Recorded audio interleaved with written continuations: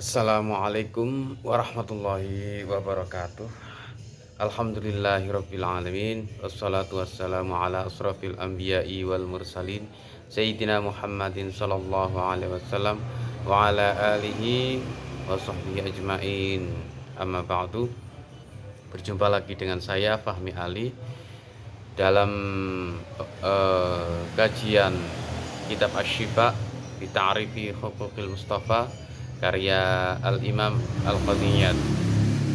Sebelum kita mulai pengajiannya, mari kita bacakan Fatihah ila hadratin Nabil Mustafa Sayyidina Muhammad sallallahu alaihi wasallam wa ala alihi ashabihi ajma'in wa ila jami'i abiyal muslimin wa barakatuh mukarrabin wal jami'il amal sallallahu alaihi wasallam wa ila jami'i aimatul muslimin radhiyallahu anhum wa ila jami'i masyayikhina sallallahu alaihi wasallam wa ila jami'i abaina wa ummatina wa jaddatina muslimin silsilatin wa jami'i wasanatin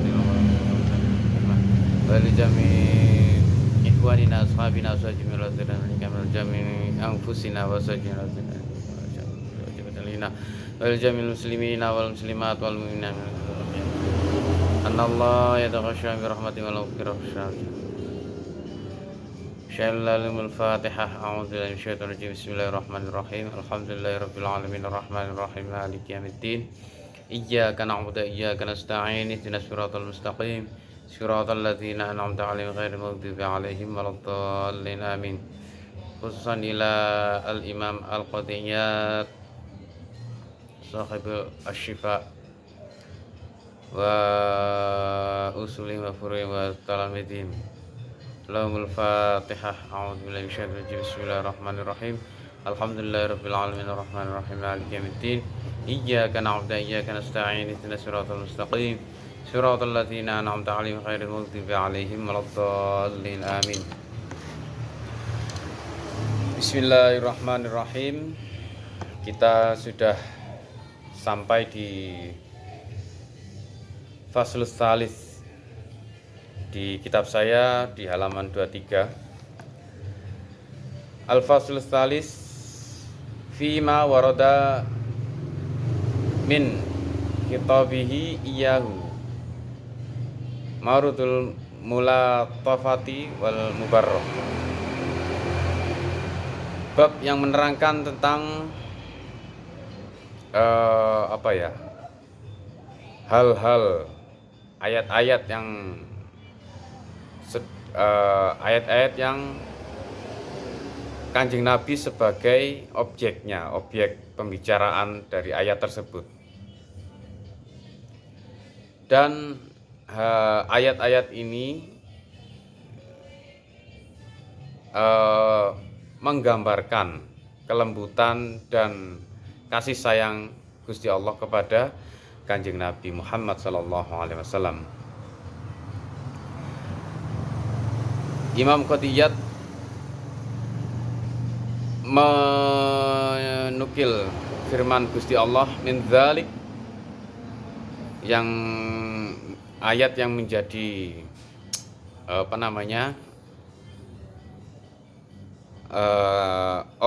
Kanjeng Nabi Muhammad sallallahu alaihi wasallam sebagai objek dari ayat-ayat tersebut dan membuktikan bahwa kasih sayang dan kelembutan Gusti Allah kepada Kanjeng Nabi. Min dzalik, contoh dari ayat-ayat yang demikian, qaulu ta'ala, firman Allah Ta'ala, afallahu anka lima adinta lahum. Afallahu, Allah memaafkan engkau, angka, atas kesalahanmu. Lima adinta lahum, mengapa engkau mengizinkan untuk mereka. Surat At-Taubah ayat 43. Jadi ini konteksnya adalah Kanjeng Nabi Muhammad ketika di satu perang ya. Ada yang mengatakan ini perang Tabuk. Itu ada sekelompok orang yang meminta izin untuk tidak ikut berperang. maka Kanjeng Nabi langsung mengizinkan. Nah, di sini Gusti Allah menegur Kanjeng Nabi, lima adzinta lahum. Tapi ada satu hikmah di balik potongan ayat ini, seperti yang dijelaskan Imam Qadiyat. Qala Abu Muhammad Maki, Imam Abu Muhammad Maki,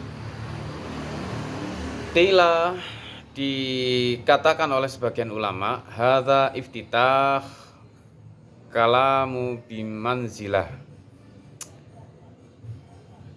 Ini adalah pembuka dari kalam manzilah, firman satu pernyataan. Jadi ini adalah pembukaan dari satu pernyataan. Aslahakallah, Allah telah memperbaiki menjadikan engkau orang yang baik, orang yang soleh. Wa'azzakallah, dan Allah menguatkan engkau, wahai Muhammad. Wa qala Aun bin Abdullah, dan berkata Imam Aun bin Abdullah, akhbarahu bil afwi qabla ayyukhbaro bidzunub. Nah, di sini Gusti Allah mengabarkan tentang pengampunan Gusti Allah sebelum memberitahu tentang kesalahan Kanjeng Nabi. Nah, di sini kalau kita perhatikan ayatnya itu kan afallahu, Gusti Allah memaafkan. Loh, apa yang dimaafkan? Memangnya Kanjeng Nabi melakukan kesalahan apa? Lima adzinta lahum, kenapa engkau mengizinkan mereka? Jadi sebelum Allah itu memberitahu apa kesalahan Kanjeng Nabi, Gusti Allah sudah mengampuni. Nah, ini rahasia dari ayat ini. Dan ini adalah hikmah yang terbesar yang menjadi bukti kelembutan Gusti Allah. Wa haka Samarqandi an ba'dihim anna ma'nahu,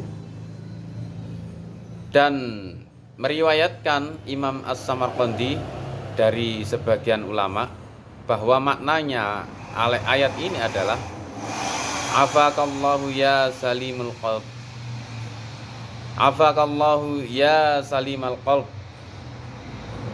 Allah memaafkan engkau wahai Muhammad, ya salimal qalb, ya wahai hati yang damai.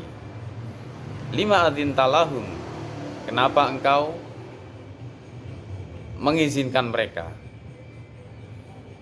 Jadi afakallahu ya salimal qalb, Allah telah memaafkan engkau wahai Muhammad, wahai salimal qalb, wahai hati yang penuh kedamaian. Jadi Kanjeng Nabi sebelum dijelaskan kesalahannya itu dipuji, dijunjung kemuliaannya, lalu dimaafkan kesalahannya.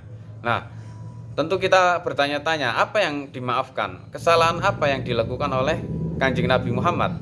Lima adzinta lahum, baru diberitahukan lima adzinta lahum. Kenapa engkau mengizinkan segolongan orang-orang munafik itu, ya kan? Jadi di sini rahasia dari ayat tersebut. Qala, dan berkata Imam As-Samarqandi, walau bada'an Nabiyya sallallahu alaihi wasallam biqaulihi lima adzinta lahum la khayyafa alaihi. Imam As-Samarqandi menjelaskan, andai saja ayat ini diawali dengan redaksi lima adzinta lahum tanpa ada tanpa ada redaksi afallahu anka, tentu Kanjeng Nabi akan ketakutan sekali. Ayan syaqqa qalbuhu min haibati hadzal kalam. Ketakutan karena kacaunya hati Kanjeng Nabi saking berwibawanya ayat tersebut. Teguran ini kan konteksnya ayat ini adalah teguran, satu teguran kepada Kanjeng Nabi Muhammad. Nah, jika teguran itu tidak didahului dengan pujian dan pengampunan atas kesalahan keputusan Kanjeng Nabi, maka Kanjeng Nabi pasti akan hatinya akan runtuh, akan putus asa, karena istilahnya sudah dimurkai oleh junjungan beliau, yaitu Gusti Allah. Lakinnallahu ta'ala birahmatihi akhbarahu bil af hatta sakana qalbuhu. Namun yang terjadi adalah Allah dengan rahmatnya yang luas kepada Kanjeng Nabi Muhammad mengabarkan kepada Kanjeng Nabi Muhammad dengan pengampunan. Didahului dengan pengampunan dulu, sehingga hatinya Kanjeng Nabi itu jadi tenang. Tsumma qala lahu lima adzintalahum, lalu baru Gusti Allah memberitahukan apa kesalahan keputusan Kanjeng Nabi. Lima adzintalahum, kenapa engkau mengizinkan mereka?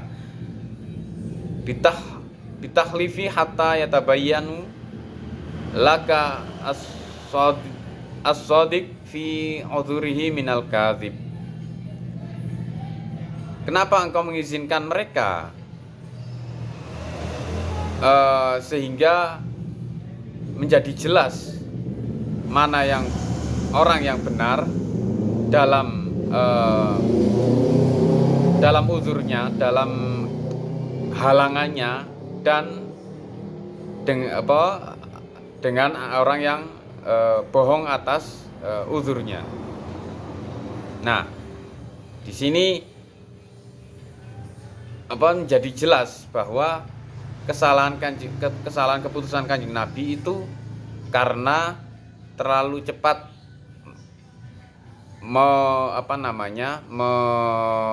mengizinkan kaum munafik untuk tidak ikut berperang sebelum menanyai kenapa Kanjeng Nabi kenapa kaum munafik itu tidak ikut perang, sehingga menjadi jelas mana yang orang yang benar dalam uzur dalam tidak ikut perang, dan orang yang berbohong atas uzurnya.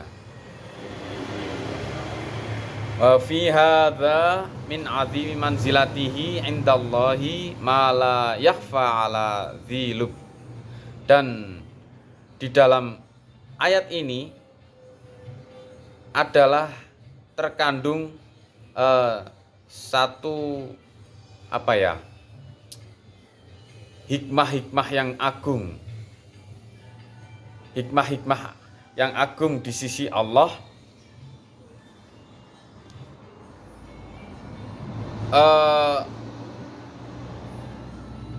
ketika seseorang yang sangat takut kepada Allah itu mendapat teguran dari Gusti Allah.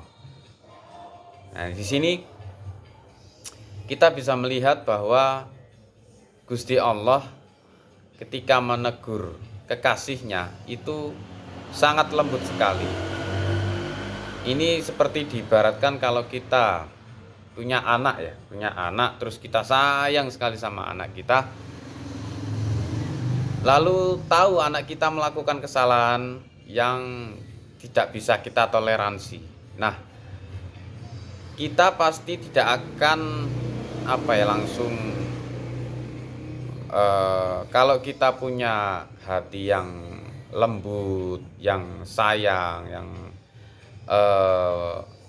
yang sangat menjunjung tinggi apa ya namanya, menjunjung tinggi adab satu hubungan ya, itu pasti kita akan menjaga hubungan kita dengan anak itu, agar anak itu tidak takut kepada kita atau tidak menjauh, malah menjauh dari bimbingan kita. Nah, caranya gimana? Ya itu tadi, kita akan ngelem atau memuji dirinya, terus istilahnya misalnya mau ditegur, itu kita bikinkan masakan yang enak misalnya untuk dia, kesukaan dia apa, sehingga dalam satu momen kita bisa duduk satu meja dengan anak kita lalu berbicara dengan lembut tentang kesalahan dia.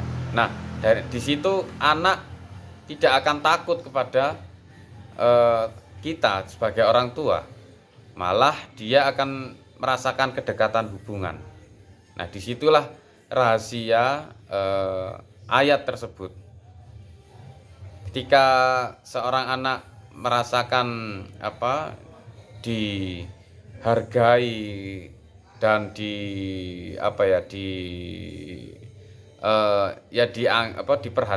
diperhatikan kasih sayangnya, itu anak akan menjadi lembut kepada orang tua. Anak akan menjadi jujur, pribadi yang jujur kepada orang tua. Tidak ada yang ditutupi terhadap orang tua. Beda kalau kita langsung marah-marah atas kesalahan anak, itu pasti anak akan menutup diri karena takut, karena mindsetnya sudah takut, sehingga anak jadi pintar berbohong. Itu yang kalau kita tidak punya strategi dalam mengkomunikasikan kesalahan-kesalahan atau ya satu keputusan yang salah ya terhadap anak kita. Ya seperti itulah Gusti Allah dan Kanjeng Nabi hubungannya seperti itu. Seperti halnya orang tua dan anak. Ya, jadi sangat lembut sekali ketika Gusti Allah menegur Kanjeng Nabi. Kanjeng Nabi itu memang bukan orang yang berdosa, maksudnya maksum, terjaga dari dosa, tidak punya dosa. Kanjeng Nabi memang tidak punya dosa, tapi Kanjeng Nabi memang didesain kadang-kadang mempunyai satu kesalahan keputusan atau satu sifat lupa, yaitu sifat jaiz ya. Kalau dalam tauhid, sifat jaiz bagi Rasul itu memang Kanjeng Nabi memang didesain seperti itu, karena gimana Kanjeng Nabi itu adalah manusia. Tapi lewat kesalahan keputusan Kanjeng Nabi dan lupanya Kanjeng Nabi, itu akan menjadi satu syariat ketika untuk umatnya ya, ketika umatnya ini menghadapi permasalahan yang sama dengan Kanjeng Nabi, sehingga umatnya ini punya contoh bagaimana keputusan yang benar menurut Gusti Allah. Nah, kalau Kanjeng Nabi ini dibuat tidak pernah lupa dan tidak pernah membuat keputusan yang salah sama sekali, maka pasti kita akan kebingungan ketika akan menerapkan satu keadaan yang kondisionalnya itu sangat random ya. Maksudnya seperti misalnya kalau biasanya kita ngimami terus tiba-tiba kita lupa jumlah rakaat ya, itu pasti sangat sering sekali terjadi di masyarakat. Nah, misalnya kalau Kanjeng Nabi tidak pernah dibuat lupa oleh Gusti Allah, tidak pernah mengalami kejadian lupa rakaat, pasti umatnya tidak akan punya contoh bagaimana solusi dari kelupaan atas kelupaan dirinya itu. Nah, karena Kanjeng Nabi dibuat pernah lupa, sehingga umat Kanjeng Nabi ini punya contoh bagaimana cara mengatasi ketika kita itu lupa, ketika kita itu tidak memenuhi rukun-rukun ibadah kepada Gusti Allah yang benar menurut Gusti Allah tentunya ya. Nah, itu hikmahnya daripada Kanjeng Nabi pernah melakukan kesalahan keputusan dan lupa. Dan ketika Kanjeng Nabi ini melakukan satu keputusan yang salah menurut Gusti Allah, itu Kanjeng Nabi tidak berdosa, karena justru Gusti Allah langsung memaafkan dulu tanpa Kanjeng Nabi itu harus istighfar, minta ampun. Ini tidak pernah. Dan ini adalah salah satu keistimewaan Kanjeng Nabi Muhammad. Nanti dijelaskan di paragraf selanjutnya.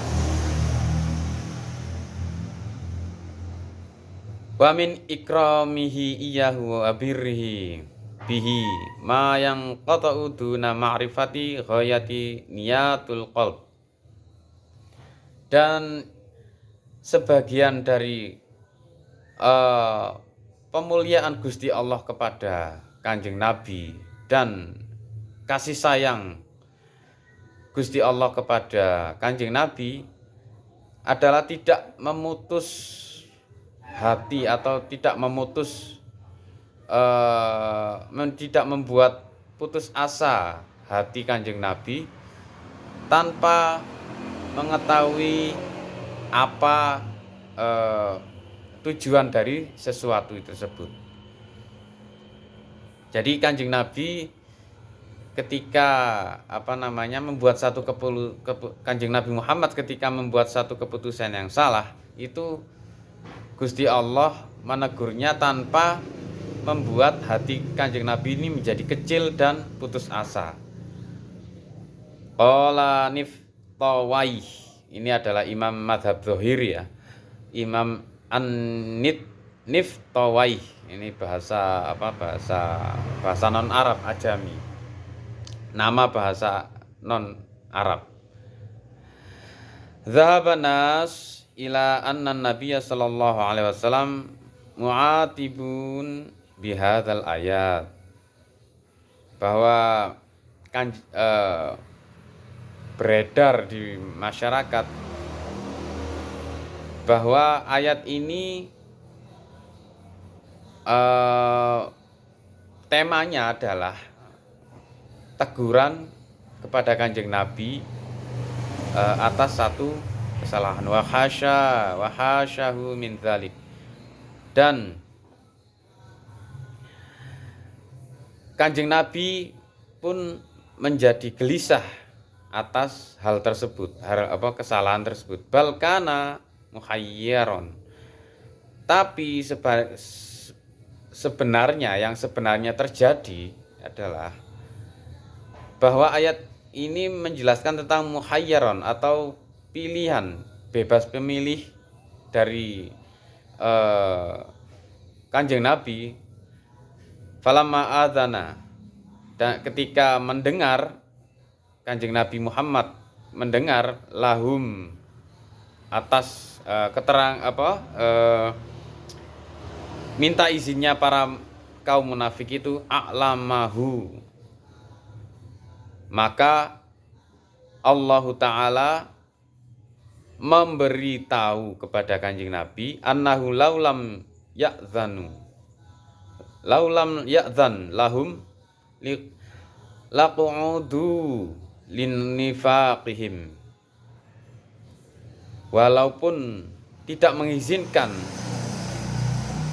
orang munafik itu untuk tidak ikut berperang, maka orang munafik itu tetap tidak akan pergi berperang, karena memang sifat munafik yang ada di dalam hati mereka. Wa annahu la haraja alaihi fil idzin, dan maka sesungguhnya Kanjeng Nabi tidak berdosa dalam memberi izin itu tadi. Nah, ini adalah tafsir dari Imam mazhab Az-Zahiri, yaitu Niftoih, bahwa sebenarnya orang-orang itu salah menduga. Ayat ini bukan tentang teguran Gusti Allah kepada Kanjeng Nabi Muhammad, lalu teguran itu menjadikan Kanjeng Nabi itu gelisah atau gelisah cemas atas kemurkaan Gusti Allah kepada Kanjeng Nabi. Bukan seperti itu sebenarnya. Yang sebenarnya terjadi adalah Kanjeng Nabi itu memang diberi kebebasan untuk memilih keputusan sesuai dengan ilmunya Kanjeng Nabi oleh Gusti Allah. Dan ketika Kanjeng Nabi itu mengizinkan, itu Kanjeng Nabi dari awal itu sudah mengetahui bahwa kaum ini punya sifat munafik. Karena Kanjeng Nabi sendiri kan ya istilahnya punya kasyaf ya, kasyaf yang bisa melihat isi hati manusia. Dan Kanjeng Nabi sendiri tahu ketika kaum ini datang kepada Kanjeng Nabi untuk meminta izin tidak ikut perang, itu Kanjeng Nabi, wah, ini orang ini punya sifat munafik. Bahkan kalau saya tidak mengizinkan atau mengizinkan, itu sama saja, mereka tidak akan berangkat berperang. Ya karena sifat munafik itu tadi. Makanya ketika kaum ini meminta izin untuk tidak ikut berperang dengan tanpa menyebut alasannya, itu Kanjeng Nabi ya wis sembarang karepmu. Kamu itu sebenarnya tak izinkan atau tidak diizinkan, itu tetap tidak akan berangkat perang, karena saya tahu kalian itu punya hati yang munafik seperti itu. Istilahnya Kanjeng Nabi punya berpikiran seperti itu. Nah, hal inilah yang ditegur oleh Gusti Allah.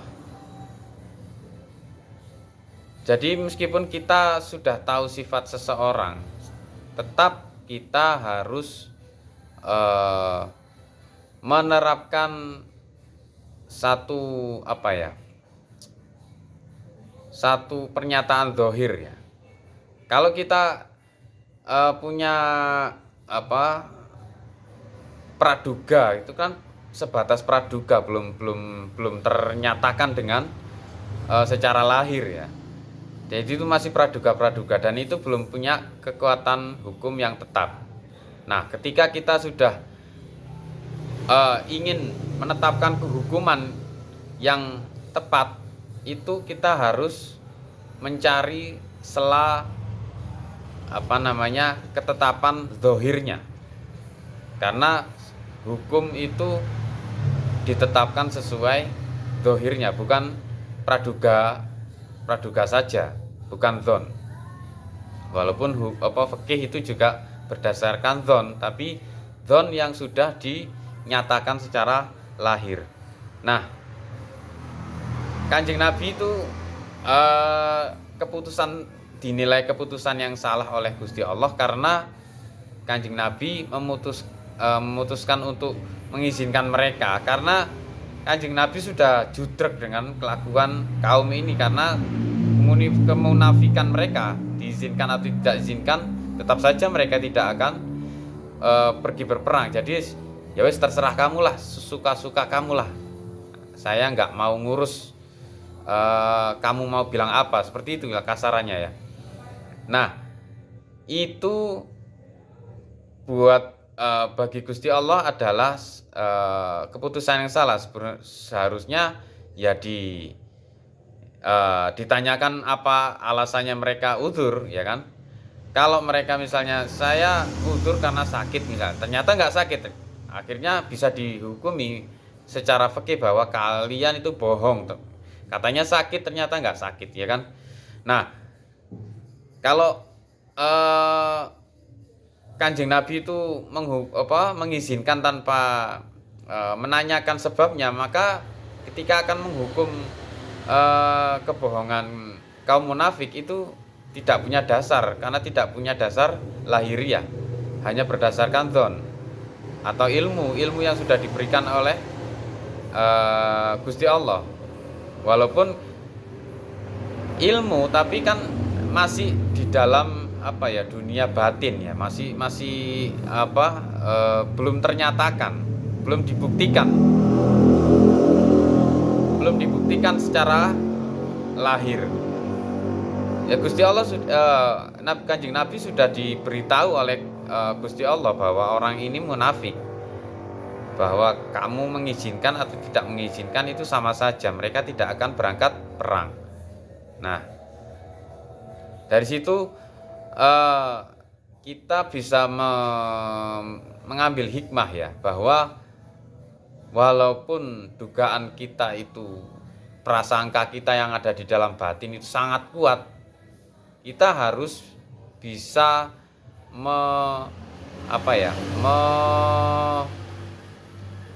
mewujudkan atau menyatakannya secara lahir, agar prasangka kita itu tidak sekedar ada di dalam batin, tapi sudah terimplementasikan di dalam lahir juga, sehingga dari situ bisa dihukumi bahwa keyakinan kita itu benar atau tidak, nyata atau tidak, realita atau tidak, gitu kan. Walaupun keyakinan Kanjeng Nabi ini memang nyata dari Gusti Allah, tapi hal itu akan menjadi contoh yang buruk buat umatnya ya, karena tidak semua umat Kanjeng Nabi itu diberi ilmu langsung oleh Gusti Allah. Maka yang contoh yang baik adalah ya ditanyakan dulu, ya kan? Sehingga nanti praduga kita itu akan punya kekuatan hukum yang tetap, yang kuat, bahwa kalau kita mau bilang bahwa dia pembohong, kita punya ketetapan punya bukti, tadi kamu bilang gini, ternyata kenyataannya gini, gitu kan, beda dengan apa yang kamu bilang, seperti itu kan. Nah, dari situ ada hikmah seperti itu. Ini adalah satu hukum, jadi satu ketetapan di dalam ilmu fikih ya, bahwa praduga kita itu tidak dihitung sebagai satu hukum, tapi apa yang dinyatakan oleh lahir itulah yang jadi hukum. Nah, ini potongan ayat sekecil ini aja bagi ulama itu sangat berharga dan bisa menjadi satu ketetapan hukum, ya kan. Ya, itulah makanya kalau ngaji itu harus sama ulama. Jangan ngaji sendiri-sendiri, karena kita nggak tahu apa hikmah dibalik ayat ini. Bisa-bisa kita ngawur dengan imajinasi kita sendiri-sendiri. Nah, itu yang dilarang oleh Kanjeng Nabi, diancam neraka. Qala Al-Qadhi Abu Fadil, berkata Imam Al-Qadhi Abu Fadil, yajibu alal muslim al-mujahid nafsahu ar-ra'id bizamami syariah khuluquhu ayata'addabu bi adabil qur'ani fi qawli wa fi'lihi. Maka dari hikmah ini, kata Imam Abu Fadil,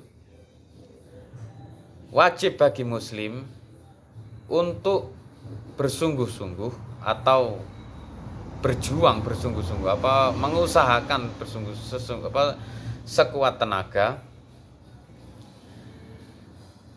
dalam menerima semua keputusan syariat, yaitu keputusan Gusti Allah terhadap makhluknya, aturan-aturan Gusti Allah, syariatnya Gusti Allah untuk makhluknya, yang menjadi teladan perilaku agar bisa beradab seperti adabnya Quran dalam perkataan dan perbuatan.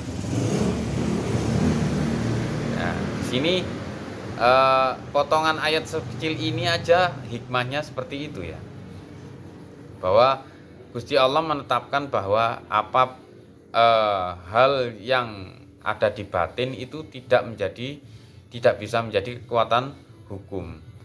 Harusnya seseorang itu harus melakukan dihukumi, seseorang itu bisa dihukumi jika berdasarkan satu perbuatan atau perkataan yang lahir, bukan dari praduga. Walaupun praduga itu benar, tapi kalau belum bisa dibuktikan secara lahir, yaitu belum menjadi satu kebenaran yang lahir, kebenaran secara syariat, seperti itu. Dan itu sangat adil sekali ya. Bayangkan kalau kita dihukumi dengan berdasarkan praduga, itu sangat rusak sekali tatanan sosial. Walaupun sekelas nabi pun, nabi itu harus bisa membuktikan ilmunya itu secara lahir, seperti itu. Wa mu'atotihi wa muhawaratihi, dan dalam pembicaraan dan percakapan itu harus sesuai adab Al-Quran. Fahuwa unsur al-ma'arif al-haqiqah, dan itu adalah unsur makrifat yang hakiki. Jadi orang yang makrifat, orang yang mengenal Gusti Allah itu sangat menjunjung tinggi adab-adab Al-Quran dalam perkataan dan perbuatan. Waradatu al-adab ad-diniyah wa dunyawiyah, dan hal itu merupakan satu bentuk merawat adab dalam urusan agama, urusan akhirat dan duniawi. Dan kita tahu syariat itu tujuannya untuk memperbaiki kita secara duniawiyah dan ukhrawiyah. Wala yata'ammalu hadhil mulatifah al-ajibah fi su'ali mir rabbil arbab. Maka perhatikan bagaimana kelembutan yang sangat mengesankan yang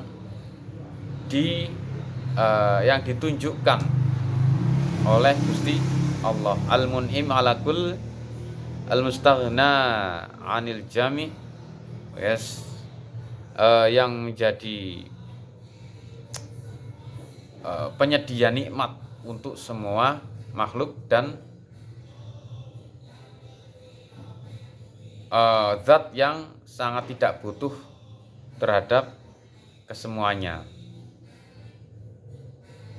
Wa yustasirru ma fiha minal fawaid, dan Gusti Allah bisa memberi satu hikmah dalam satu kasus yang akhirnya bisa dapat kita petik manfaatnya.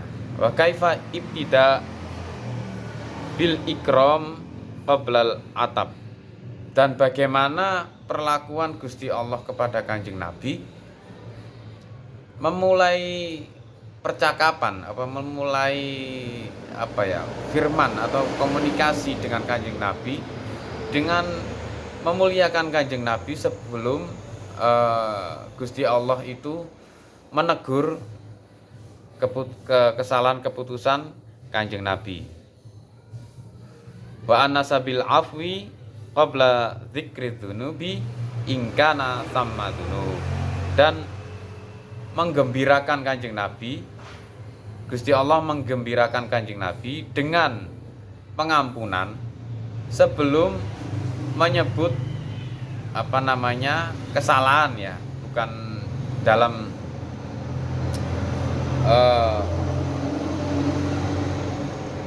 dzunub di sini bukan dosa, ya, karena Kanjeng Nabi itu maksum, tidak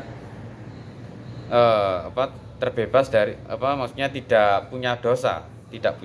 Kanjeng Nabi terbebas dari dosa, maksum itu terbebas dari dosa. Wal anasabil afi qabla dzikril dzunub, dan Gusti Allah itu ketika akan menegur kekasihnya itu menjunjung, mengunggul-unggulkan, memuliakan, dan menunjukkan kasih sayangnya kepada Kanjeng Nabi Muhammad sebelum menyebutkan apa tegurannya, ingkana sama dzunub, dan jikalau hal itu dianggap satu kesalahan, padahal bukan seperti yang dijelaskan oleh Imam Niftawai tadi, bahwa keputusan Kanjeng Nabi itu bukan satu kesalahan atau dosa, tapi satu hikmah. Karena memang Kanjeng Nabi pada dasarnya dibebaskan memilih mau mengizinkan atau tidak. Tapi yang ditegur oleh Gusti Allah kepada Kanjeng Nabi adalah kenapa tidak menanyakan dulu. Alasan mereka minta izin untuk tidak berperang, ya kan? Karena pada dasarnya orang munafik itu diizinkan atau tidak diizinkan tetap saja tidak berangkat perang. Nah, seperti itu. Nah, inilah isi pengajian kali ini. Semoga bermanfaat untuk kita semua dan kita bisa mengenal Kanjeng Nabi lebih dalam dan bagaimana kelembutan dan kasih sayang Gusti Allah kepada Kanjeng Nabi Muhammad sallallahu alaihi wasallam. Semoga kajian ini bermanfaat. Sekian dari saya. Wallahu muwaffiq ila aqwamit thoriq. Wassalamualaikum warahmatullahi wabarakatuh.